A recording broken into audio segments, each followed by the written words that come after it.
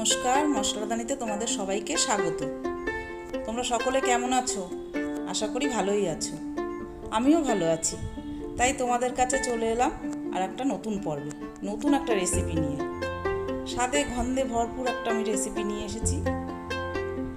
এটা আমি ঘরে একটু নিরামিষ বিরিয়ানি, এটা টোটালি নিরামিষ রেসিপিটা, পেঁয়াজ রসুন ছাড়া আমি করেছি। আর তার সঙ্গে একটু নিরামিষ বিরিয়ানি করেছিলাম সোয়াবিন দিয়ে, সেটার সঙ্গে আমি এখানে সার্ভ করেছি। তোমরা সাদা ভাত তার সঙ্গে সার্ভ করতে পারো। চলো তাহলে রান্নাটা আবার দেখে নিই। আমি প্যান গরম করে তাতে 1 চামচ তেল দিয়েছি, ছোটো চামচের 1 চামচ তেল দিয়েছি, তাতে 1 চামচ জিরে দিয়েছি, গোটা জিরে।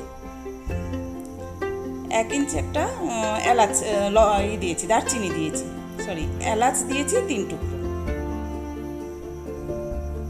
3 পিস এলাচ দিয়েছি।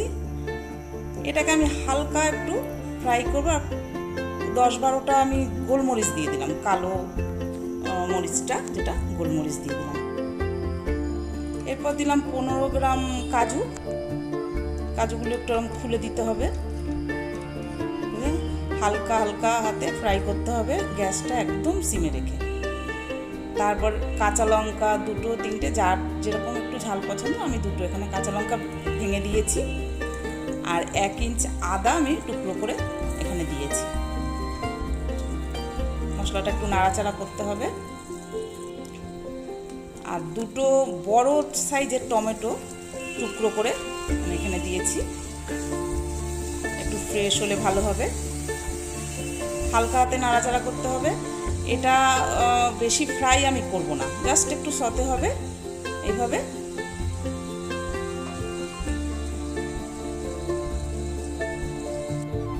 হয়ে গেছে, আমি তুলে নিয়েছি।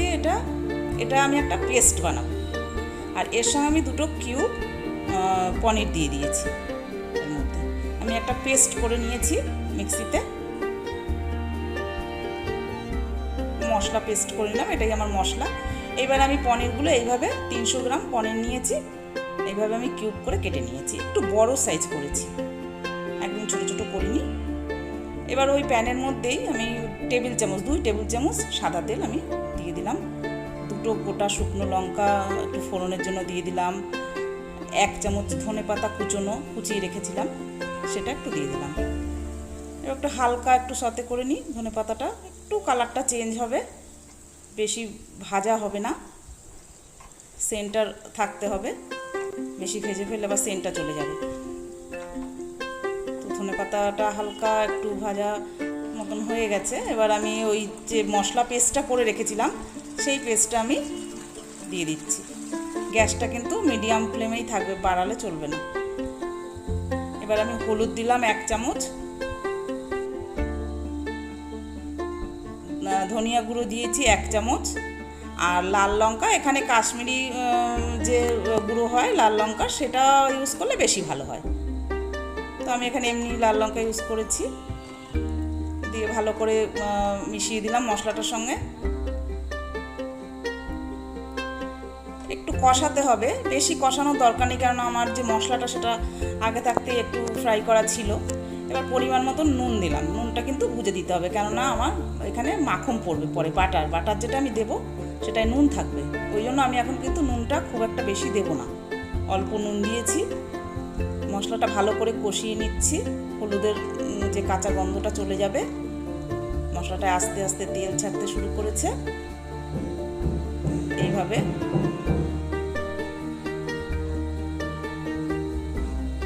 মশলাটাকে কষিয়ে নেব। তারপরে 1.5 কাপ জল আমি ওই মশলার বাটির মধ্যেই, একটু মশলা লেগেছিল, ধুয়ে আমি দিয়ে দিয়েছি। আর মশলাটা কষানো কিন্তু বেশি মানে ভাজা করা চলবে না। মশলাটা ওরকম হালকা হালকা তেল ছাড়বে, তখনই জলটা দিয়ে দিতে হবে, একটু গ্রেভির জন্য হালকা। গ্রেভিটা একটু এরকমই ঘন থাকবে গ্রেভিটা।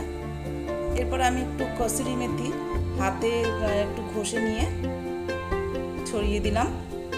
কসুরি মেথিটা এটা খুব জরুরি, নিরামিষ পদ, পেঁয়াজ রসুন ছাড়া এতে কসুরি মেথি দিতেই হবে, খুব জরুরি।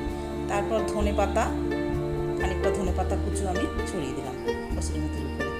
এইবার আমি যে পনির, আমার যেটা মেন ইনগ্রিডিয়েন্টস, সেই পনিরটা ইউজ করছি।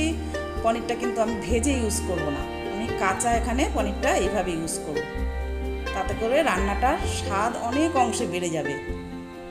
পনিরটা ভাজলে পরে এই রান্নাটার স্বাদ এত ভালো হবে না, কাঁচা পনিরটা ইউজ করতে হবে। এভাবে পুরো মশলাটা পনিরটার গায়ে আমি লাগিয়ে দিচ্ছি, যাতে পুরো পনিরটা মশলায় কোট হয়ে যায়। বেশ ফুট উঠেছে। আর একটু বেশি মানে মাখনটা একটু বেশি আমি ইউজ করেছি, বড় 1 কিউব, হ্যাঁ, মোটামুটি 10-15 গ্রামের মতন মাখন এখানে ইউজ হয়েছে। এইবার আমি গ্যাসটা অফ করে আরেকটু ধনেপাতা কুচি ছড়িয়ে দিয়ে আমি ঢেকে দিয়েছিলাম। তো 10-15 মিনিট পর আমি এটা তুলে নিলাম ঢাকনাটা। রান্নাটা তো হয়ে গেছে আমার রেডি। খুব সুন্দর কালার এসেছে, তেমনি স্বাদে গন্ধে একদম গন্ধটাও খুব সুন্দর বেরিয়েছে। তোমরা অবশ্যই এটা ট্রাই করবে, তবেই এটার টেস্ট স্বাদ বুঝতে পারবে, নাইলে কিন্তু বুঝতে পারবে না। অবশ্যই করে কিন্তু তোমাদের এটা বাড়িতে বানাতেই হবে। বানিয়ে খেয়ে দেখো, খুব টেস্টি একটা রেসিপি। নিরামিষ পেঁয়াজ রসুন ছাড়া এত টেস্টি রেসিপি। আর এই সোয়াবিনের বিরিয়ানিটার সঙ্গে আমি একটু সার্ভ করেছি, তো এটা যদি তোমরা চাও পরে আমি দিয়ে দেবো। ভালো লাগলে সাবস্ক্রাইব করো, লাইক করো, শেয়ার করো।